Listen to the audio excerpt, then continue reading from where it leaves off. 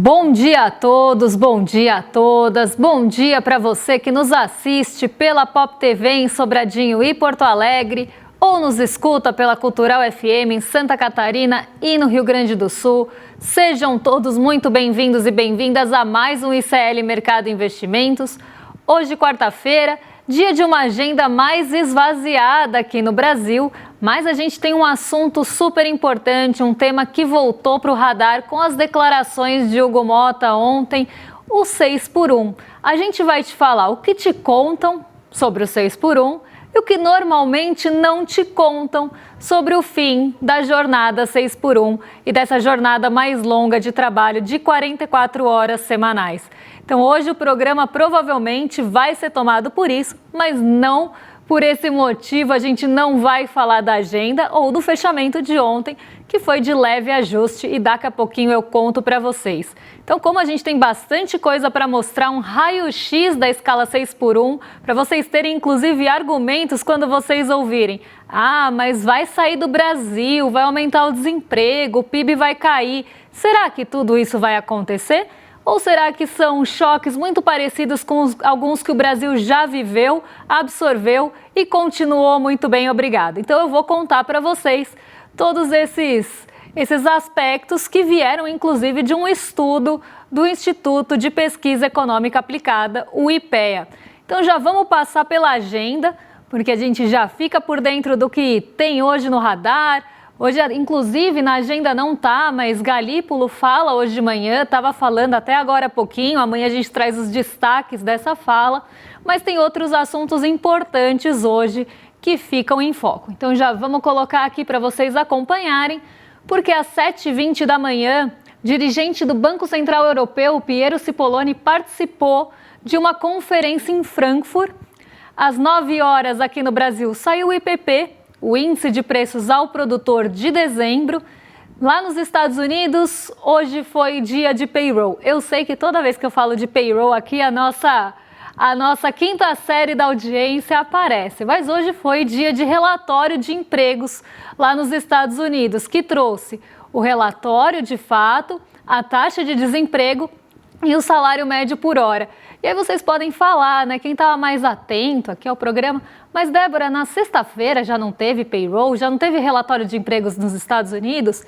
Teve atraso, na verdade não teve.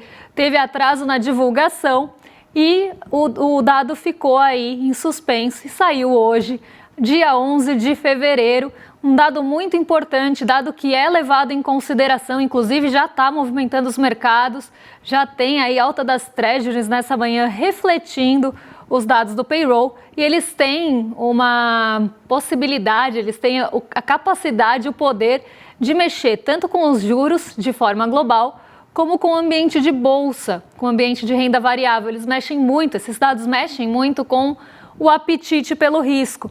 É um dado que acaba trazendo reforço ou não de uma política monetária mais restritiva ou até trazendo, né, uma condição melhor para uma política monetária menos restritiva.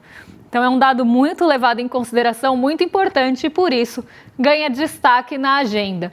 12h30 a gente tem nos Estados Unidos também estoques de petróleo, gasolina, destilados e taxa de utilização das refinarias da semana até dia 6 de fevereiro. E às 2h30, velho conhecido nosso aqui, fluxo cambial semanal vai ser conhecido. Nos Estados Unidos ainda tem o relatório sobre o orçamento e perspectivas econômicas, no horizonte de 26 a 36. Aí é quase aquela coisa, né? A gente fez aquele desafio, como você estava em 2016 e como você está em 2026. Aqui é como você está em 2026 e como você deve estar em 2036. Um horizonte bem longo para expectativas econômicas. E, além disso, hoje é feriado da Fundação Nacional do Japão. Então, os mercados por lá ficaram fechados no dia de hoje. A gente podia também importar, eu acho, esse feriado. Sempre que eu falo de algum feriado que deixa o mercado fechado, eu brinco que a gente podia importar para cá mais um feriado aí para o nosso calendário, já pertinho do carnaval, emendava a semana toda. Brincadeiras à parte, vamos ver como é que fechou a nossa bolsa ontem. Ontem foi dia de ajuste, foi um dia de movimentações realmente menores, não foi um dia de um volume muito grande de negociações, mas foi um dia de realmente esses pequenos ajustes, tanto na parte da bolsa quanto do câmbio. Então vou colocar aqui na tela para vocês acompanharem os números do fechamento, enquanto eu conto para vocês o que aconteceu. Ibovespa corrige rota depois de recordes, dólar sobe e mercado adota o tom cauteloso. Ontem foi o dia da cautela. O mercado ficou sob esse sentimento de cautela. Eu acho engraçado falar que o mercado tem sentimento, mas esse sentimento predominou ontem as negociações, ficou ali num compasso de espera, eu diria, porque hoje tem payroll. Então, ninguém queria se posicionar antes dos dados saírem. Afinal, como eu falei, esses dados mexem muito com a expectativa pelos juros e isso acaba influenciando a bolsa e o apetite pelo risco. Então ontem foi aquele dia de pequenos ajustes, alguns retoques, uma afinadinha aqui, uma ali, mas de correção também, porque a nossa bolsa atingiu novos recordes, foram muitos recordes consecutivos nesse começo de ano e ontem foi um momento também de um pouco de realização. Mas como vocês estão vendo aí na tela, a bolsa caiu só 0,17. Não foi uma realização tão firme, tão forte, como até poderia ser. Foi realmente mais essa cautela predominando e alguns ajustes mesmo, algumas pequenas correções em mercados específicos. O setor financeiro, por exemplo, sustentou o Ibovespa por bastante tempo, praticamente a sessão toda, o pregão todo. O setor financeiro segurou, inclusive, a bolsa, mas no final ele não conseguiu manter o fôlego e acabou não contribuindo tanto com o movimento. É aqui que eu digo o movimento contrário. Ele estava até sustentando um movimento mais otimista, mais positivo na bolsa. Mas isso não se sustentou e no final das contas o Ibovespa termina com essa queda leve de 0,17. O dólar, por sua vez, subiu um pouco também, quase na mesma magnitude. O dólar subiu 0,16 ontem, mas continua abaixo dos R$ 5,20, que se torna ou vai se tornando cada vez mais esse patamar psicológico de cotação de dólar. Lá em Nova York o dia foi negativo, principalmente entre as bolsas de tecnologia, porque os investidores não gostaram muito daqueles anúncios de aumento de investimento no setor de inteligência artificial e na tecnologia. Foram anunciados vários investimentos, principalmente em IA, e o mercado ficou um pouco avesso a esse investimento, a esse montante. Quem acabou reagindo bem a isso foi a Nvidia, que se favoreceu do movimento. Mas de resto, as bolsas acabaram ficando mais pessimistas com a notícia, com esse investimento na inteligência artificial e investimentos em altos volumes, aí, em grandezas. Eu ia falar em grandezas grandes, mas aí ia ficar muito feio, né? Em grandezas, em montantes grandes, ponto. Vamos mudar aqui. Então, ontem foi um dia mesmo de pequenos ajustes aqui na Bolsa Brasileira, muita expectativa pelo mercado de trabalho dos Estados Unidos, inclusive pouca reação ao IPCA. Para quem acompanhou o mercado ontem, o mercado aqui no nosso programa, não o mercado financeiro, a gente falou sobre IPCA, IPCA veio muito alinhado com as expectativas, um pouquinho acima, mas ainda assim alinhado com a projeção do mercado, então acabou ficando em segundo plano. Não teve um protagonismo tão grande, a cautela realmente dominou, inclusive ficou em primeiro plano, deixando o IPCA, que é um dado importante, em segundo plano, para vocês terem ideia de como estava o sentimento ontem. Então o IPCA fica mais nessa seara dos juros, até reforçando aquele discurso de que deve começar a cair os juros em março. De certa forma, como eu falei, ontem o dia foi mais de espera e mais ali de pequenos ajustes finos. Nada muito grandioso na nossa bolsa e nem em Nova York, apesar da aversão aí a risco, a esse sentimento mais negativo em relação aos investimentos em tecnologia, o dia não foi predominantemente negativo, não foi uma queda muito brusca, nem um ajuste muito duro aqui. Então, um dia mesmo de praticamente todo mundo esperando ali no compassinho da espera. Vamos falar agora de um assunto que voltou para o radar, voltou a ser falado nessa semana, não deve deixar de ser falado, eu acho que é um assunto que a gente precisa falar, é um assunto muito importante para a discussão aqui da nossa economia e da sociedade brasileira, que é o fim da escala 6x1. O fim da escala 6x1, além de tudo, é um assunto popular, porque é um assunto que importa a todos nós. Mesmo para quem não trabalha na escala 6x1, defender o fim dessa escala é importantíssimo, porque a gente sabe o quão desgastante é trabalhar 6x1, como isso afeta a vida de quem só tem um dia de descanso na semana. Normalmente esse dia de descanso pode nem ser no fim de semana, e a pessoa acaba tendo o dia de descanso dela para resolver coisas. E acaba também tendo um desgaste de saúde mental, perda de qualidade de vida, de sono. A gente vai falar sobre tudo isso. Mas primeiro, vamos começar falando do que normalmente te contam sobre a escala 6x1. Por exemplo, o pensamento da CNI, da indústria, que tem todo o interesse em defender a escala 6x1. Afinal, a indústria é um dos setores que tem massivamente a adoção da escala 6x1.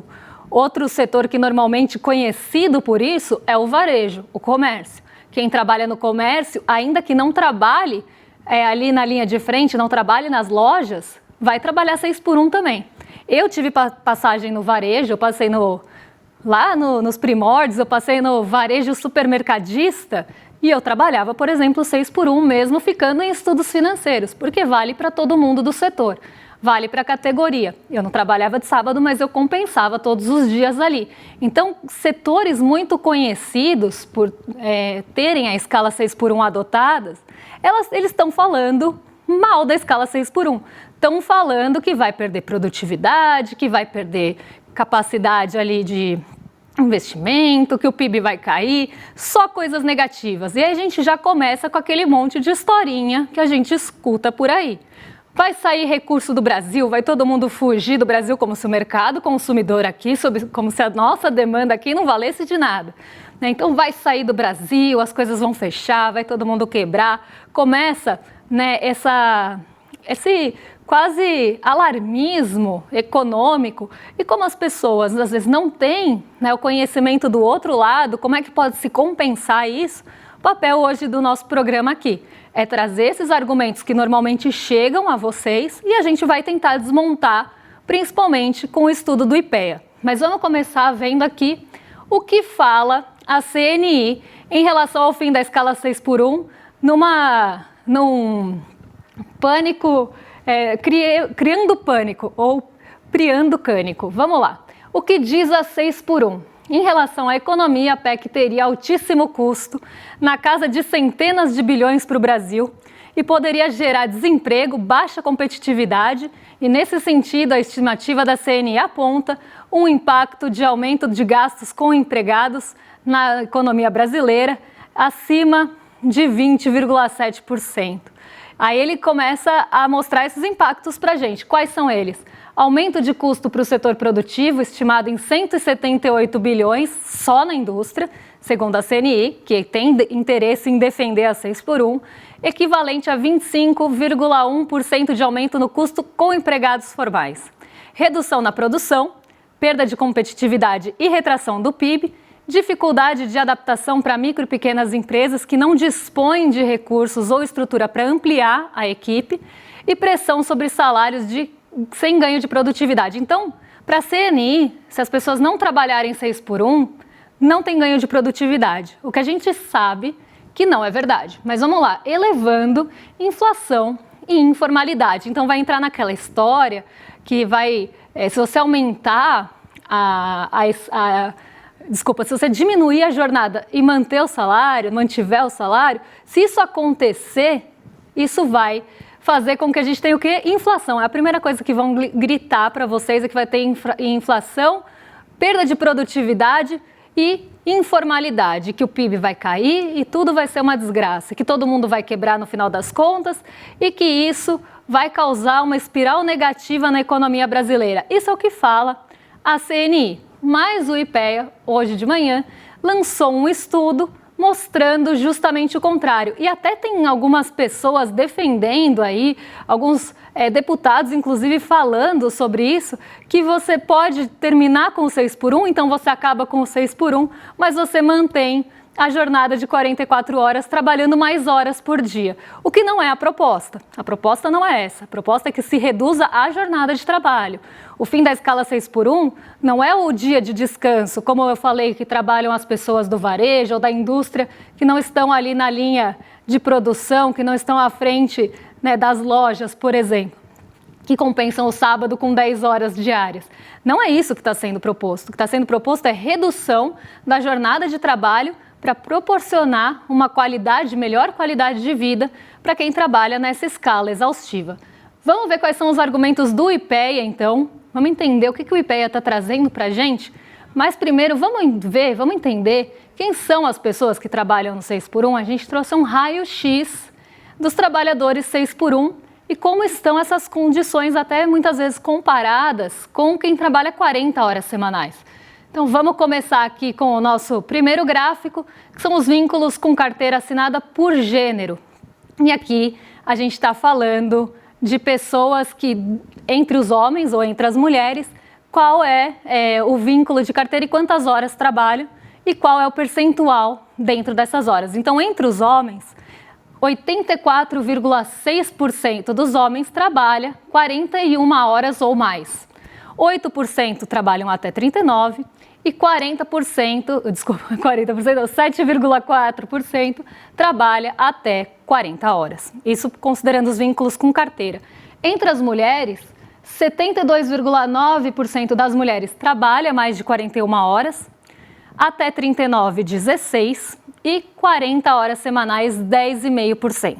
Então a gente vê uma predominância aqui de pessoas que trabalham mais de 41 horas por semana nos dois gêneros. Vamos continuar aqui porque a gente tem também esse recorte por cor, que aí traz também esse retrato da escala 6x1 em outro recorte. Vamos colocar aqui, porque entre as pessoas que trabalham 41 horas ou mais, 40% são brancas, 44% são pretas ou pardas e 16% não identificados. Então, na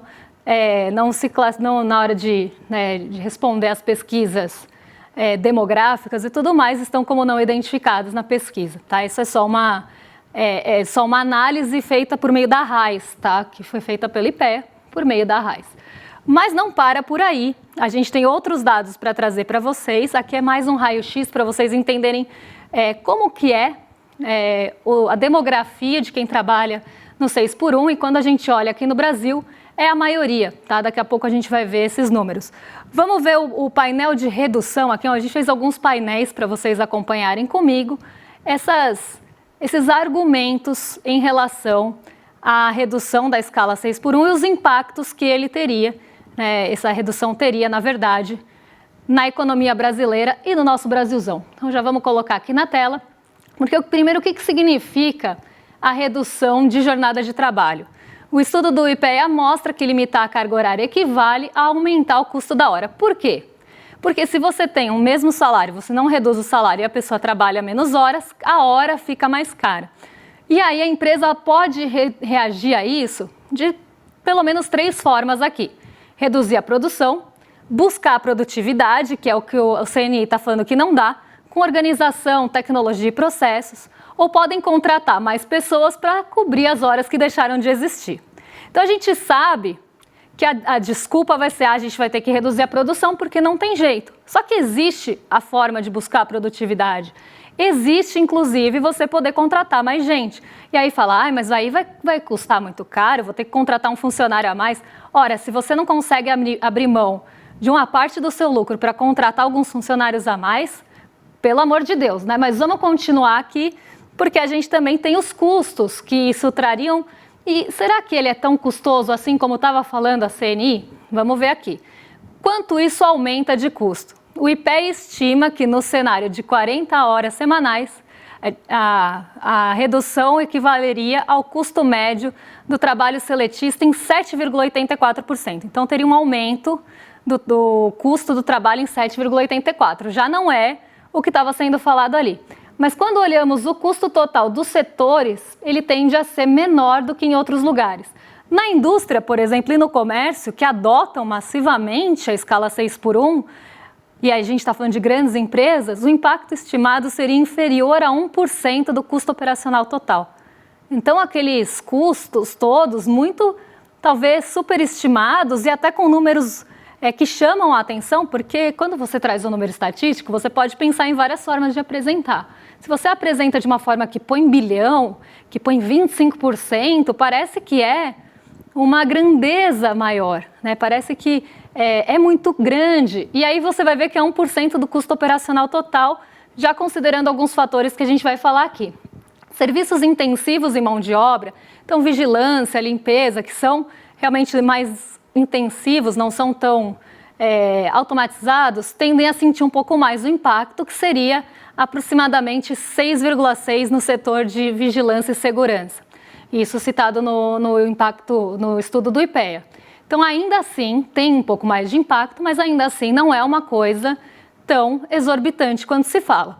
Mas vamos continuar aqui porque a gente tem também os rendimentos de quem trabalha no 6x1, em comparação com quem trabalha 44 horas. Com quem trabalha 40 horas, com quem trabalha 44. Então, como é que fica? É a redução de que custo, de que renda que a gente está falando? De que salário a gente está falando quando a gente fala de 6x1 para falar de tanto custo assim? Bom, a participação de vínculos com jornadas de trabalho de 40 horas por semana é de 9% no estudo do IPEA. A participação de 44 horas é de 74%. O restante fica em outras jornadas.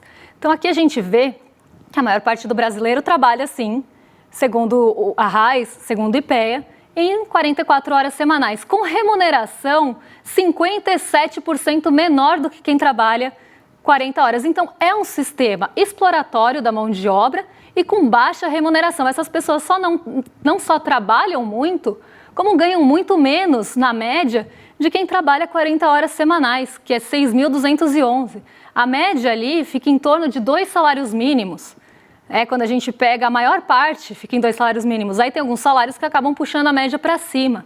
Então são pessoas que trabalham muito, são altamente exploradas, não têm descanso e ainda tem os menores salários. É desse custo que estão falando? É dessa mão de obra que estão falando? Que vai custar muito caro, que não tem como aumentar, diminuir a jornada com o mesmo salário? É disso que a gente está falando? É isso que a indústria está chorando para aumentar o custo em cima dessa renda? Bom, vamos continuar aqui, porque a gente ainda tem o salário mínimo, que a gente vai falar para vocês, porque no estudo do IPEA, só para vocês ficarem na mesma página aqui, já que eu que estou apresentando o estudo, ele faz uma comparação com aumentos de salário mínimo, que também é uma coisa que normalmente gera choradeira.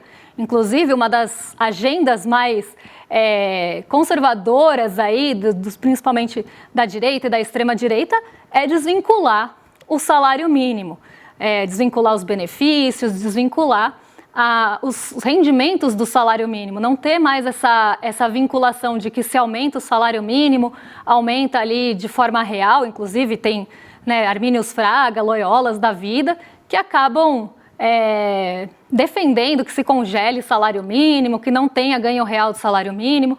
Então isso é uma pauta que normalmente já causa choradeira. Mas, se a gente comparar com aumentos que a gente historicamente teve de salário mínimo aqui no Brasil, o impacto da redução de jornada é muito parecido com isso. E ninguém quebrou porque aumentou o salário mínimo.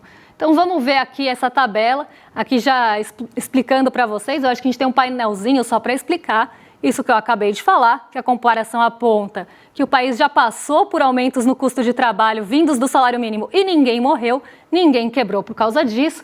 É sempre assim, vai acabar com a escravidão. Não pode, porque como é que vai ficar o ganho, como é que vai ficar o lucro, como é que vão ficar os fazendeiros se acabar com isso? Aí a gente vai ter CLT. Não pode ter CLT porque é muito engessado, porque vai quebrar o país. Agora a gente vai ter aumento do salário mínimo. Não pode porque vai, enfim. A história é sempre a mesma, mas ninguém morreu até agora, ninguém quebrou, ninguém fugiu, não teve fuga de capitais. Tá todo mundo aí muito bem, obrigado, continuando explorando a mão de obra, explorando o trabalho e lucrando em cima disso. A economia brasileira já suportou movimentos desse tipo e não existe relação direta em reduzir jornada, cai PIB e emprego. Essa é sempre a relação direta, foi o que a CNI falou, mas o estudo do IPEA mostra que não. Vamos ver aqui os outros choques que a gente teve, inclusive até um pouco maiores, comparados com a redução da jornada de trabalho.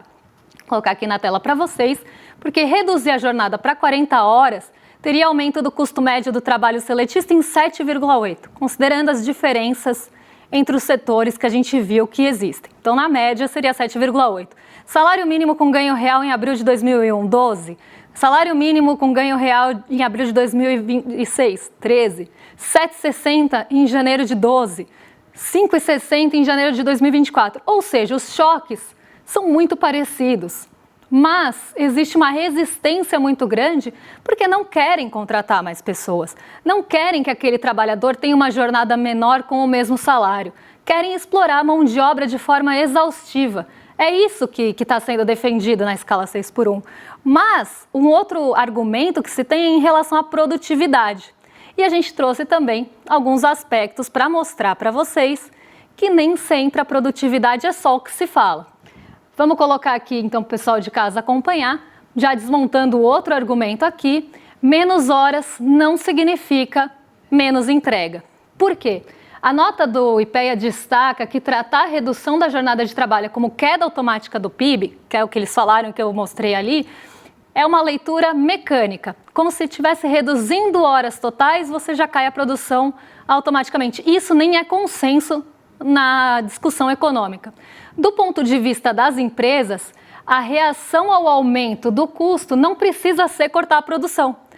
Lembra que eu falei que tinham pelo menos três formas principais da gente encarar essa redução? E lá no CNI estavam falando, vai reduzir a produção. Nem sempre esse é o caminho. Pode ser investir, por exemplo, em produtividade, contratar para recompor as horas, ter uma melhor organização. E existe uma coisa que se chama restrição benéfica, quando a mudança pressiona a inovação. Então, em vez de você ir para o colapso, em vez de tudo vai quebrar esse pânico do Chapolin, a gente não vai criar o pânico, ou não vai criar o cânico. A gente vai o quê? Ter modernização e inovação que veio justamente dessa nova pressão. Porque no final, o que o setor privado quer, o que as empresas querem, é lucro. Então, para manter o lucro, se diminuir a jornada, eles vão investir em tecnologia, vão investir em inovação para manter esse lucro. A nota também lista a estratégia possível de redução de horas totais com investimento em produtividade ou inovação, em vez de só diminuir a produção. E aí isso vem também por essa pressão. E só para fechar, porque o programa já está acabando, a gente tem o para além do PIB, porque muito se fala em PIB, o crescimento, mas como diria a Maria da Conceição Tavares, né, sobre o PIB, a gente não come PIB. Então, se fala muito do PIB, mas se esquece da qualidade de vida do trabalhador. Então, eu vou passar por esse ponto rapidinho. Olha aí, a nossa produção achou o 13º, é outra coisa, que falavam que ia quebrar o país. Salário mínimo, 13º, CLT, considerado desastroso para o país, 13º salário no mês, que nada mais é do que uma recomposição de horas trabalhadas e, além de tudo, movimenta a economia. Então, as pessoas gastam o 13º, isso é multiplicador, isso gira a economia. Vamos passar para o além do PIB, então, só para fechar aqui o programa e eu entregar para o César Calejon. A gente tem os ganhos que não aparecem no PIB diretamente, mas aparecem indiretamente, porque a redução traz resultados diretos na qualidade de vida, incluindo saúde e segurança do trabalho. A redução da jornada melhora o sono e o estresse e a percepção melhor de qualidade de vida. Isso, no final, se traduz em produtividade também. A pessoa mais descansada, quem diria, pessoa mais descansada, menos estressada, vai, de certa forma, performar também melhor. Mas todo mundo esquece disso, né? As pessoas só querem saber como se a gente fosse robô e a economia fosse uma planilha. E as coisas não são assim. E qualquer discussão sobre o PIB precisa ser sopesada com qualquer qualidade de vida, tempo para tarefas e cuidado e impactos na saúde da população.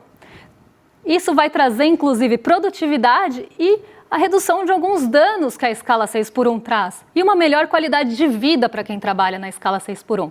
Então, a gente tem uma série de argumentos para desmontar essas coisas que são impostas para a gente como se fossem ali só reproduzidas e não pensadas. E o IPEA fez um excelente trabalho trazendo esse contraponto, trazendo o outro lado e mostrando que sim, é possível reduzir a jornada de trabalho, acabar com a escala 6x1, sem acabar com a economia, sem o desastre lá que o Globo estava pintando do 13º salário. É uma história velha e que a gente sempre tem que enfrentar. Vou jogar para o nosso vizinho de cima, César Calejon já está com o Guga Noblar para receber vocês e eu volto amanhã para falar do que mexe com o nosso bolso, com a nossa bolsa e com as nossas vidas. Um beijão e até lá! Amanhã, às 20 horas, acontece a aula magna aberta, o Pacto da Impunidade, porque as elites nunca são punidas pelos seus crimes. Prepare-se, portanto, para um debate profundo sobre as raízes históricas da desigualdade e o pacto das elites na perseguição aos mais pobres. E não perca essa oportunidade absolutamente única. Venha conosco debater o Brasil e o mundo. Olá, olá, olê, olê, olê, olá.